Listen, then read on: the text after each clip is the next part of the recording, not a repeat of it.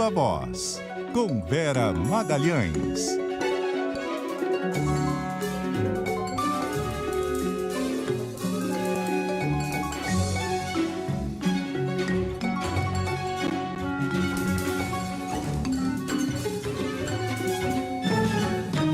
Viva Voz, Vera Magalhães, tudo bem? Boa noite.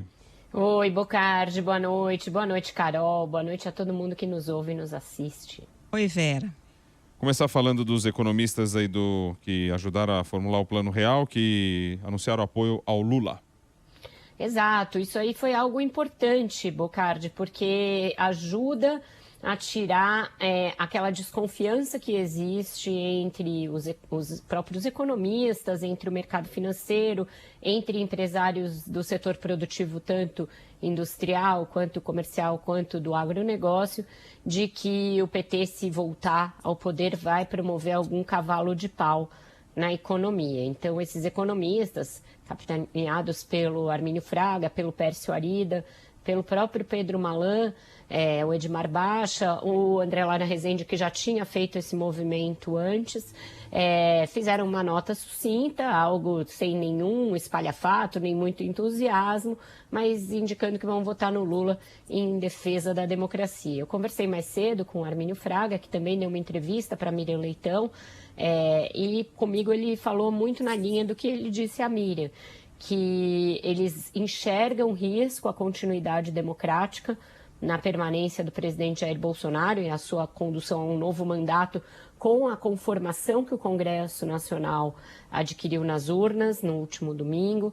Eles acham que isso tem uma avenida, um caminho aberto para Bolsonaro fechar o regime, para ele tutelar o Supremo Tribunal Federal, e que isso traz consequências também para a economia. Então, eles refutam com esse apoio uma ideia mais ou menos estabelecida em certos setores da sociedade, que para a economia ir bem, você pode prescindir de algumas doses de direitos ou de liberdades. O Armínio disse textualmente que não, que toda a literatura atual e toda a teoria econômica moderna leva em conta que fatores como institucionalidade, democracia, segurança jurídica, garantia de direitos, etc., é fundamental para um ambiente econômico saudável. Então, eles pesaram tudo na balança e mesmo diante aí das propostas do ex-presidente Lula de rever teto de gastos ou de eventualmente rever outras medidas dos últimos anos, como a reforma trabalhista, que são medidas que a maioria deles apoia, e aí eu digo a maioria deles porque o teto não é uma unanimidade nesse grupo. O André Lara Rezende, por exemplo, é um crítico contumaz do teto.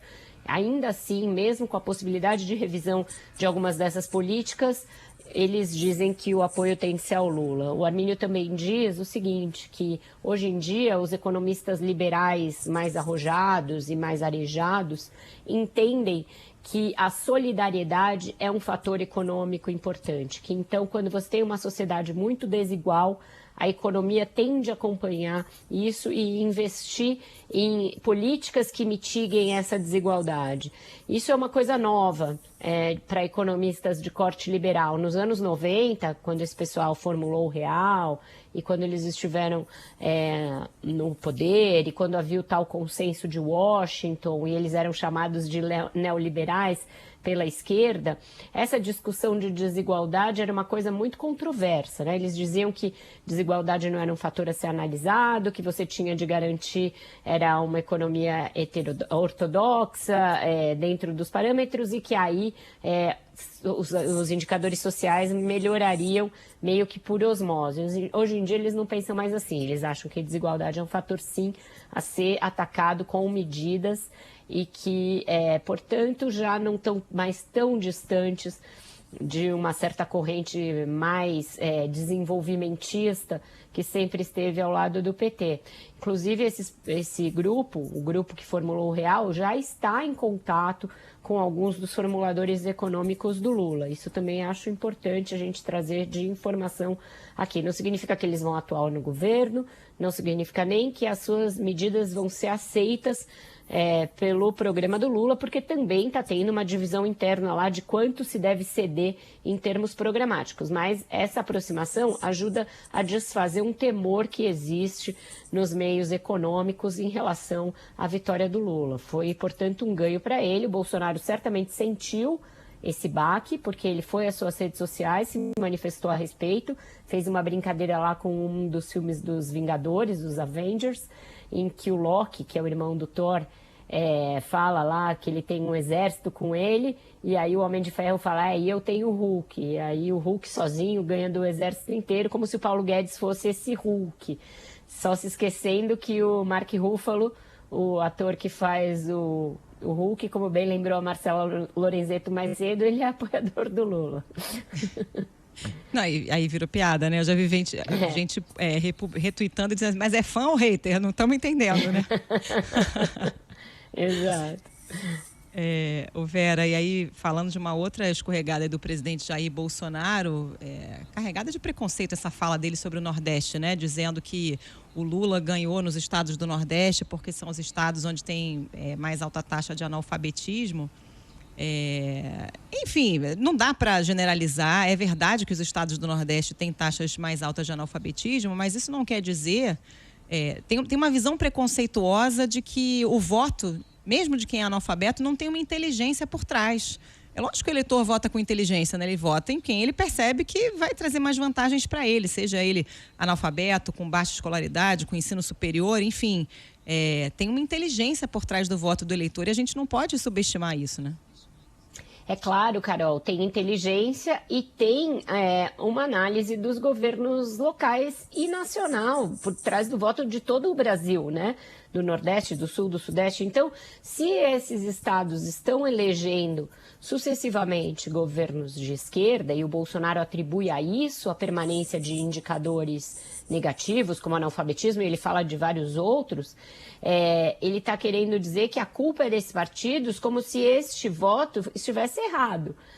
Quando, na verdade, a democracia pressupõe que o voto é soberano e, ainda que a gente discorde dele, ele é válido. O Nordeste tem alguns indicadores econômicos piores que o Brasil, não só por culpa dos governos locais, por culpa de governos locais e do governo nacional, do governo central, que também não privilegia as políticas públicas nesses lugares. E em relação à educação, que é o índice que ele mais pega, alguns dos estados do Nordeste têm ótimo desempenho na educação.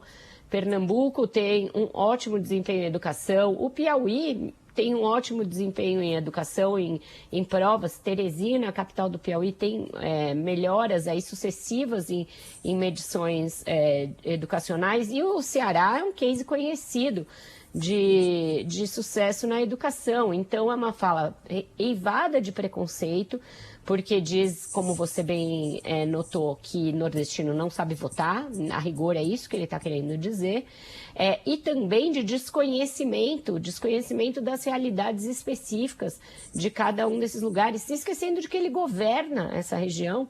O presidente Jair Bolsonaro, há 4 anos, governa o Nordeste. Não dá para atribuir qualquer insucesso e ainda fazendo a população ser culpada por esses insucessos, só os governos locais ou só os governos do PT têm uma boa dose de culpa do governo federal, que ele chefia, em eventuais dificuldades e demora em fazer com que o Nordeste alcance o desenvolvimento social e econômico que ele pode alcançar pelo seu potencial. Então, realmente, a fala é muito ruim. Ela já havia sido dita ontem na live, já tinha acendido ali o alerta no QG bolsonarista, porque ele vinha bem, né? Ele vinha naquela tentativa dele de se mostrar moderado, ponderado, democrático, cheio de apoios, mas sempre as pessoas falavam, em algum momento ele pode escorregar, escorregou na live, acharam que ele ia corrigir o rumo e ele repetiu hoje de manhã essa mesmíssima formulação, que não é uma formulação nova na vida do Bolsonaro. Toda vez que ele pode, ele se refere ao Nordeste de uma maneira jocosa, de uma maneira condescendente, de uma maneira preconceituosa, de uma maneira irritada. Já tem muitos casos na história de declarações dele desse tipo. E aí o Lula aproveitou, né? Ele fez um ato em São Bernardo, em que ele deitou e rolou em cima dessa fala, disse que ele, um nordestino, um semi-analfabeto, foi quem mais investiu em educação, que graças a uma pessoa como ele, o ABC, por exemplo, onde ele estava, tem uma universidade federal hoje, que as pessoas qualquer um que tenha sangue nordestino não deve votar num negacionista como o Bolsonaro, e certamente essa questão da tentativa de dividir o país, da qual a fala do presidente é só um dos fatores, porque isso está disseminado nas redes sociais de uma forma ainda muito mais odienta e preconceituosa, isso vai ser um tema a ser levado ao horário eleitoral, com certeza, como forma do Lula não perder essa dianteira que ele teve no Nordeste, mas também extrapolar a votação do Nordeste, mostrando o presidente como alguém que tenta dividir o país e que prega o ódio entre as diferentes regiões do país. Eu não ouço o Bocardi. Também não. Desculpa, meu microfone estava fechado. Não, complementando o que você estava falando dos dados, né? A própria presidente do PT, Gleisi Hoffmann, condenando a fala do Bolsonaro, disse: Nordeste teve 7 das 10, lembrou, né? Nordeste teve 7 das 10 notas 1000 do Enem em 2022, campeão das Olimpíadas de Matemática, destaque em História, Física e Química e etc. E por aí vai. Você tinha falado sobre outros números aí, né? Que são duas coisas, na verdade, diferentes, né? Uma é a ignorância de que o Nordeste tem expoentes em várias áreas, na matemática, na literatura, na música, enfim. E a outra coisa é isso que eu falei, é dizer que o voto do analfabeto não tem inteligência por trás, é um voto errado, né? Tá errado duplamente essa fala do Bolsonaro. Não, aliás, a gente conhece. Você conhece um analfabeto que foi votar, ele está indo votar exatamente para tentar ter para melhorar, para deixar de ser analfabeto, né? Para ter o acesso, ter a facilidade e tal. Vamos lá, o próximo passo aqui da nossa discussão tem a ver com essa questão aí das pesquisas aí agora, né? Porque antes eram as urnas, daí as urnas não pode questionar agora, então vamos falar das pesquisas. Então tem aí um tom mais elevado e falando até em prisão em caso de erro. Muito mais elevado, Bocardi, um tom histérico contra as pesquisas que parte de quase todo o entorno do presidente. Ontem, ministros voltaram a atacar os institutos de pesquisa. Hoje, o Arthur Lira, presidente da Câmara, também. E o Ricardo Barros, que é do mesmo partido que ele, do PP, e é líder do governo na Câmara. Todos falando nessa ideia de se criminalizar a prática de pesquisas, né? E a atividade de pesquisas e a existência de empresas que fazem pesquisas de intenção de voto, pesquisa de opinião. Isso é um absurdo, isso já antecipa, para antes mesmo de uma eventual vitória do Bolsonaro, o que vai ser um segundo governo do Bolsonaro, em que ele vai avançar muito fortemente contra aqueles setores que ele tem como seus inimigos. Ele já anunciou isso de muitas maneiras, que aí ele vai enquadrar o Supremo, que vai enquadrar a imprensa, e agora os institutos de pesquisa entrando nessa mira. Primeiro, o ministro da Justiça disse que faria uma investigação por meio da Polícia Federal. Agora, os parlamentares estão falando em aprovar um projeto de lei propondo a possibilidade de prisão para casos de pesquisas que errem para além da margem de erro e não acertem os resultados de eleições. Isso é insanidade, insanidade, não tem outra palavra além de um absurdo autoritário que ninguém na sociedade pode aceitar. Não é porque você tem alguma desconfiança em relação aos institutos de pesquisa ou que qualquer um de nós ache que há metodologias a serem aprimoradas para que se aperfeiçoe ali a margem de erro e que se tire fatores que podem turvar o resultado. Isso é uma coisa. Outra coisa é você criminalizar uma atividade que é feita com base em ciência, com base em estatística e que tem toda a sua metodologia publicada, que é tudo registrado na justiça. É um absurdo isso que está acontecendo e a gente não pode aceitar esse tipo de discurso e esse tipo de ataque virulento, antidemocrático, autoritário a empresas que fazem um trabalho que é importante. Não é um trabalho que vai dizer claramente quem vai ganhar, quem vai perder, com qual percentual na casa decimal. Nunca foi isso. A pesquisa flagra uma fotografia do momento e outros fatores interferem no voto até a hora que o eleitor aperta ali o número na urna eletrônica. Agora, você querer criminalizar essa atividade faz parte da tentativa de criar um ambiente tal no segundo turno que as pessoas fiquem desconfiadas, que alguma coisa está errada.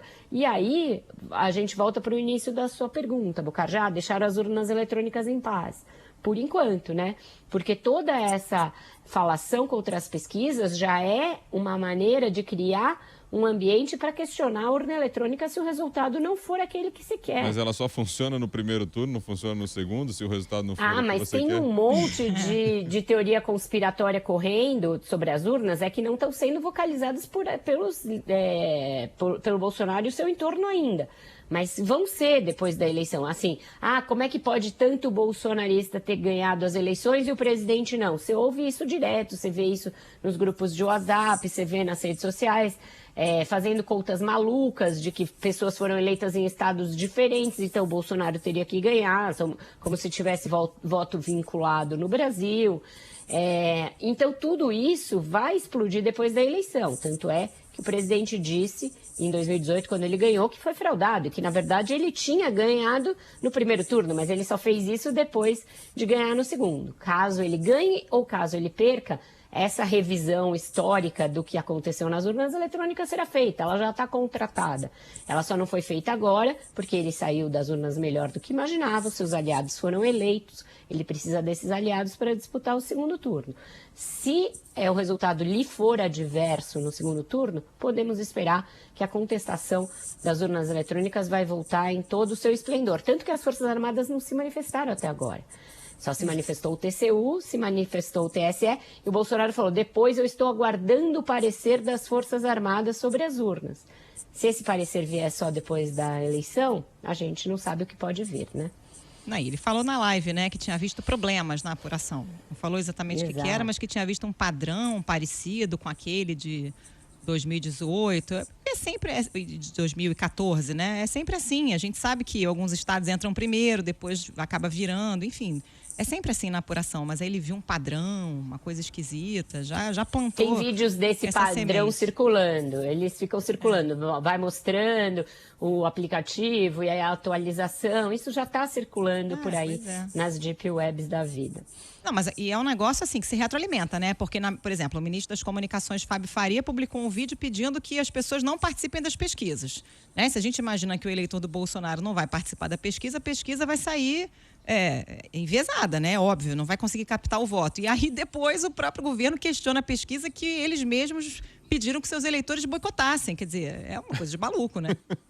Você tem razão, né? Carol, porque era você planta para que a pesquisa saia enviesada e depois questiona a pesquisa. Não, no argumento deles é que o resultado teria que dar 100% para o ex-presidente Lula e 0% para o Bolsonaro, de acordo com a... E se dá algo diferente disso, mostra que a pesquisa está equivocada. Isso na visão deles, tem que dar 100%. Porque os bolsonaristas não estão respondendo, é isso?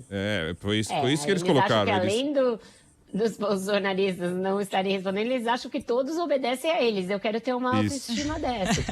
Foi o Eduardo Bolsonaro que botou essa, que ele queria ver a pesquisa 100%. Tá certo. Ele acha que eles fizeram uma lobotomia em todos os bolsonaristas e todos eles, a partir do momento que eles derem o comando, não vão mais responder pesquisa. E como é que fica a liberdade? Então, que loucura, né? Que loucura. Vamos lá. Carol, era a sua vez, por isso que eu tô aqui. Então, até tinha meio perdido a vez de quem que era. O ex-presidente Michel Temer fez que ia, mas não foi, né, Vera? Parecia que ia dar apoio ao Bolsonaro, mas parece que sofreu pressão das filhas, da família e soltou uma nota super em cima do muro. Exatamente, Carol. Ele sofreu muita pressão também de amigos, de ex-ministros, de aliados ali, e deu uma recuada. Soltou uma nota que é absolutamente no muro. Na verdade, na nota, ele vota nulo, porque ele diz que vai aplaudir quem respeitar a democracia, distensionar o país, até trabalhar pela sua pacificação, manter as reformas que ele fez e aprovar outras na mesma linha. Então, os 2 primeiros itens inviabilizam ele declarar apoio ao presidente Jair Bolsonaro, e ele mesmo sabe disso, ele já teve de intervir numa crise em que o Bolsonaro ameaçou a democracia, e os outros 2 inviabilizam ele declarar voto no Lula, que tem chamado ele de golpista e que já disse que vai revogar ou mexer em pelo menos 2 dessas reformas aprovadas no governo dele. Então, a gente entende que ele vai ficar neutro e não vai declarar apoio a ninguém. Tanto que ele não fala nem apoiar, nem nada. Ele fala aplaudirei, é o verbo que ele usa. Aplaudirei quem fizer 1, 2, 3, 4, são 5 itens ali. E nenhum dos 2 atende aos 5 itens. Então, podemos esperar que o ex-presidente Michel Temer vai ficar neutro. Eu acho que tem pouco impacto, né? De todos esses apoios que a gente anunciou nos últimos dias, o do Temer não teria tanto impacto assim, porque ele saiu muito mal avaliado do governo e não acredito que tenha poder de mudar muito o voto para um lado ou para o outro. De qualquer modo, muitos ex-ministros dele já estão no palanque do Lula, já declararam apoio do Lula. Outros que trabalharam no seu governo estão com o Bolsonaro, como o Rogério Marinho, o próprio Tarcísio. Então, não vejo grandes para onde isso pudesse mudar o rumo do vento. O presidente Jair Bolsonaro falou em renegociar créditos da Caixa.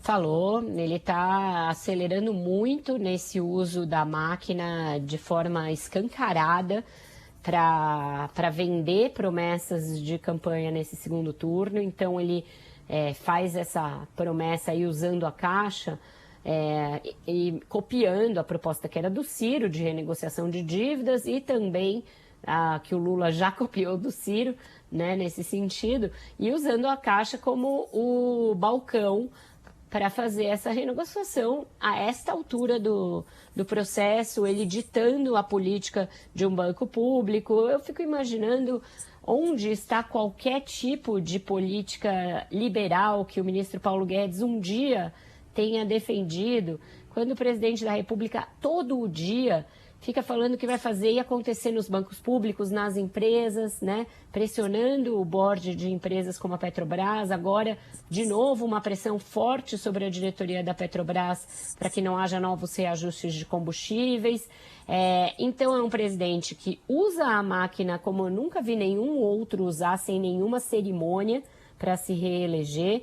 Faz todas as solenidades dentro do Palácio, solenidades de apoio, solenidades em que ele critica o adversário, em que seus aliados criticam o adversário dentro do Palácio da Alvorada. Já teve uma grande vantagem, a gente fala disso aqui sempre, porque é preciso falar, porque foi algo inusitado, inédito dessa eleição, ele ter podido transferir o volume de recursos que ele transferiu já em prazo antes vedado pela lei eleitoral. Então, todo tipo de benefício econômico e político, Bolsonaro está tendo nessa eleição. Isso, sim, se assemelha a algo próximo de uma fraude, porque você está turvando o processo, dando possibilidades desiguais a adversários que disputam o mesmo cargo. Então, isso tem aí suscitado uma, outra e várias ações na Justiça Eleitoral e no próprio STF, mas não está sendo suficiente para que ele pare de recorrer a esses expedientes. E são expedientes absolutamente eleitoreiros também pelo fato de que os recursos para tudo isso que ele vai prometendo a granel não estão consignados no orçamento. Não tem previsão no orçamento nem para essa renegociação, não tem previsão no orçamento para 13º do Auxílio Brasil, mas ele vai falando, ele vai enfileirando. Porque uma coisa é você fazer um programa de governo e dizer de onde você vai tirar o recurso. Outra é você já ser o presidente, ter o orçamento e mandar um orçamento que não condiz com as suas promessas. Isso é estelionato eleitoral na veia, porque você mandou uma proposta para o Congresso e está fazendo outra para o eleitor. E anunciando medida que já existia, né? Porque esse programa de renegociação aí da Caixa não é novo, foi lançado em 2019, acontece todo ano, então não é uma coisa que ele tirou da cartola agora, né? Oi? Mas ele quer beneficiar mais 4 milhões de pessoas e mais 40 mil empresas. Então, pondo gente para dentro e dizendo que vai abrir as portas do banco para uma renegociação e não é nem a diretoria do banco que faz isso, é o presidente da República, né? Não, e bebendo na fonte das propostas, né? O Ciro tinha isso na campanha dele, de renegociação de dívida, depois o Lula incluiu no programa, e aí o Bolsonaro pega carona, né? Com relação às urnas, a gente falou aí rapidamente sobre elas, mas hoje o presidente do Tribunal Superior Eleitoral falou que foi tudo 100%, né, no primeiro turno, de acordo com a checagem que é feita pelo próprio tribunal. Passaram no teste de integridade. Bocardi, também o Tribunal de Contas da União anunciou o resultado do teste que ele fez em um número grande de urnas. E ambos os órgãos atestaram que correu tudo bem. As Forças Armadas, como eu disse, que fizeram também uma conferência com uma quantidade limitada de urnas, até agora não falaram nada. Talvez estejam sendo orientadas a deixar para falar depois do segundo turno. E aí a gente vai ver o que vão dizer, mas até agora não se manifestaram, mas o TSE e o TCU já falaram e já mostraram os dados que mostram que correu tudo bem. A música, temos?